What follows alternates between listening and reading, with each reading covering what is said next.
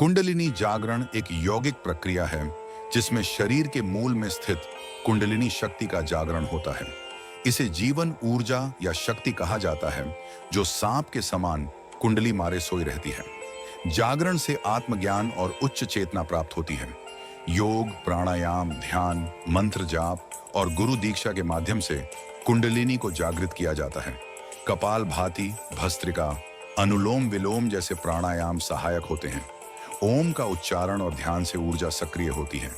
जागरण के लक्षणों में ऊर्जा का प्रवाह, कंपन का अनुभव, गर्मी या ठंडक का एहसास, मानसिक स्पष्टता, आनंद और उच्च आत्मचेतना शामिल है।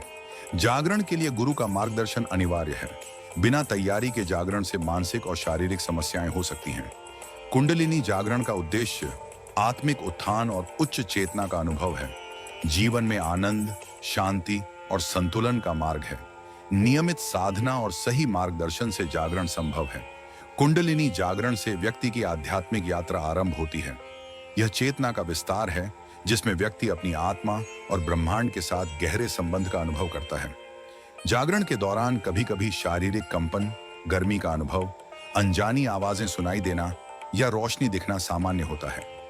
मानसिक और भावनात्मक स्तर पर भी परिवर्तन होते हैं, जैसे गहन शांति, प्रसन्नता या कभी-कभी असहज भावनाएं। यह प्रक्रिया धीमी और क्रमिक होती है, जिसमें धैर्य और नियमित साधना की आवश्यकता होती है। कुंडलिनी जागरण का अंतिम उद्देश्य व्यक्ति को आत्मबोध कराना है। यह व्यक्ति के अंदर छिपी शक्तियों को उजागर करता है और जीवन को एक नई दृष्टि से देखने की क्षमता प्रदान करता है। सही मार्गदर्शन से यह अनुभव आनंदमय और सकारात्मक होता है।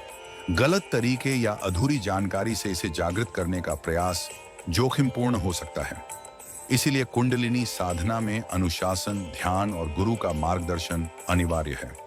कुंडलिनी जागरण से व्यक्ति की आध्यात्मिक यात्रा आरंभ होती है। यह चेतना का विस्तार है जिसमें व्यक्ति अपनी आत्मा और ब्रह्मांड के साथ गहरे संबंध का अनुभव करता है। जागरण के दौरान कभी-कभी शारीरिक कंपन, गर्मी का अनुभव, अनजानी आवाजें सुनाई देना या रोशनी दिखना सामान्य होता है। मानसिक और भावनात्मक स्तर पर भी परिवर्तन होते हैं, जैसे गहन शांति, प्रसन्नता या कभी-कभी असहज भावनाएं। यह प्रक्रिया धीमी और क्रमिक होती है, जिसमें धैर्य और नियमित साधना की आवश्यकता होती है। कुंडलिनी जागरण का अंतिम उद्देश्य व्यक्ति को आत्मबोध कराना है। यह व्यक्ति के अंदर छिपी शक्तियों को उजागर करता है और जीवन को एक नई दृष्टि से देखने की क्षमता प्रदान करता है। सही मार्गदर्शन से यह अनुभव आनंदमय और सकारात्मक होता है। गलत तरीके या अधूरी जानकारी से इसे जागृत करने का प्रयास जोखिमपूर्ण हो सकता है। इसीलिए कुंडलिनी साधना में अनुशासन, ध्यान और गुरु का मार्गदर्शन अनिवार्य है। कुंडलिनी जागरण में जब ऊर्जा मूलाधार चक्र से उठकर सहस्रार चक्र तक पहुंचती है, तो प्रत्येक चक्र पर विशेष अनुभव होते हैं। मूलाधार चक्र में जागरण से स्थिरता और सुरक्षा की भावना विकसित होती है। स्वाधिष्ठान चक्र में रचनात्मकता और भावनात्मक शुद्धि होती है। मणिपुर चक्र में आत्मविश्वास और शक्ति का विकास होता है। अनाहत चक्र में प्रेम और करुणा की भावना प्रबल होती है। विशुद्ध चक्र में संप्रेषण और सत्य का अनुभव होता है। आज्ञा चक्र में अंतर्ज्ञान और मानसिक स्पष्टता मिलती है। सहस्रार चक्र में दिव्यता और परमात्मा से एकत्व का बोध होता है। कुंडलिनी जागरण में कभी-कभी कठिनाइयां भी आती हैं, जिन्हें कुंडलिनी सिंड्रोम कहा जाता है। इसमें शारीरिक असहजता, मानसिक उलझन या भावनात्मक उतार चढ़ाव हो सकते हैं। यह तब होता है जब ऊर्जा का प्रवाह अवरोधित होता है या व्यक्ति मानसिक रूप से तैयार नहीं होता। इनसे बचने के लिए ध्यान का अभ्यास, प्राणायाम और जीवन शैली में संतुलन बनाए रखना आवश्यक है। सही साधना और संयम से कुंडलिनी जागरण का अनुभव सुखद और जीवनदायी हो सकता है।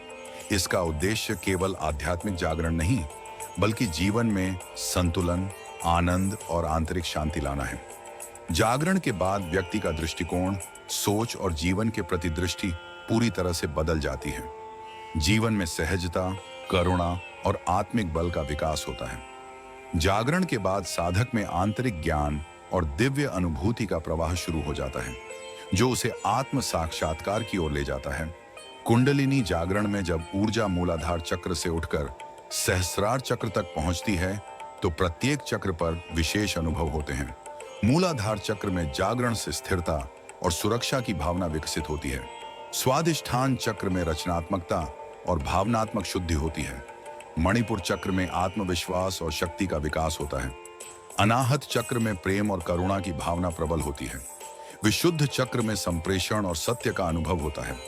आज्ञा चक्र में अंतर्ज्ञान और मानसिक स्पष्टता मिलती है। सहस्रार चक्र में दिव्यता और परमात्मा से एकत्व का बोध होता है।